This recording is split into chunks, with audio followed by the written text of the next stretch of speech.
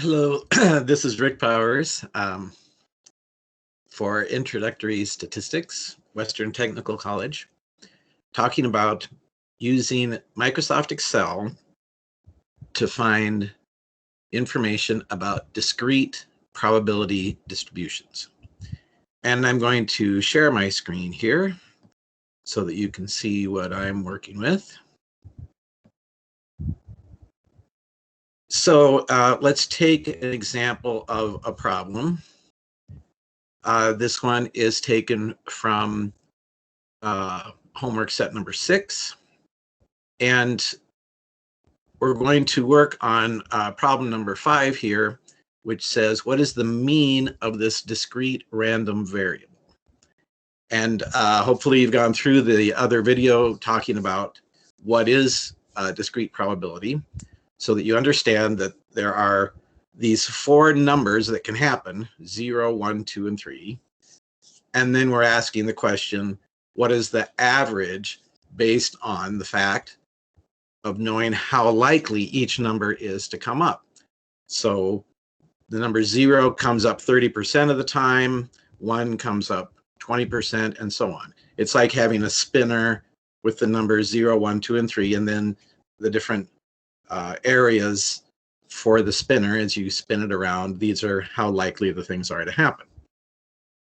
So what we want to find is the mean, or the average, the long-term average, what would happen if we do this a lot. And then we are also going to use this information to find the variance and the standard deviation.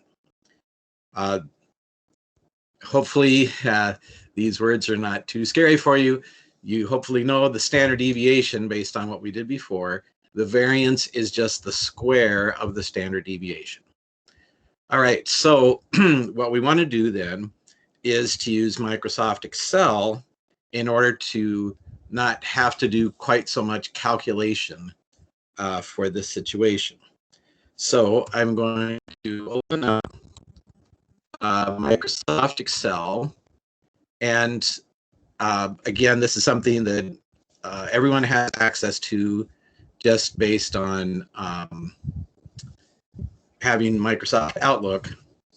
Then you can get Excel, or if you have Excel on your computer already downloaded, then that's another option. What I'm going to do here then is I'm going to make this large so that you can see it more easily. So let's take this here and make it larger. There we go. So what I'm going to do then is I'm going to go back to this where it has the mean, or we're looking for the mean. So I'm going to put X as that, and 0, 1, 2, and 3. I'm just typing it in just as it appears here. And then I'll do my probabilities. So the probability of X,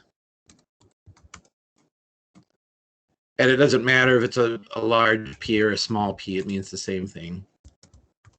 So that's 0.3, 0.2, 0.2, and 0.3. All right, so then I'm going to look at what we have on Blackboard. We have instructions for web and Excel. This is in the Intro Statistics Blackboard site. And if we click on that, we see these formulas. The formulas for what's called the weighted average and the weighted standard deviation. All right, and so you see how it's set up. You hit an equal sign, you type this as one word, sum product. Then we put the data set X and the probabilities P. So I'm going to show you how that works here. So I'm going to want the mean. So I'm just going to type that in here so I know what I have. Equals sum product which is what I want. And then I'm going to select the values of x listed up here, then comma the values of the probability. So notice these, how this is set up. You can either just use your mouse to select it, or you can type in these data sets here. B1 colon E1, that was the x values. B2 colon E2, those are the probability values. And what this is going to do then is it's going to multiply each x times its probability and then add them together, which is what we want. So I hit the enter and it's 1.5. That's the mean. Now, certainly it is possible for you to do this by hand, multiplying each one of these and then adding them together.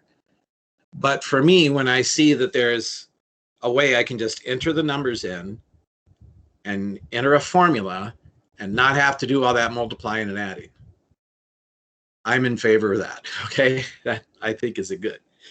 Now, the next thing that I want to do, I'm going to find the standard deviation. And in order to do that, I'm going to go back to my instructions.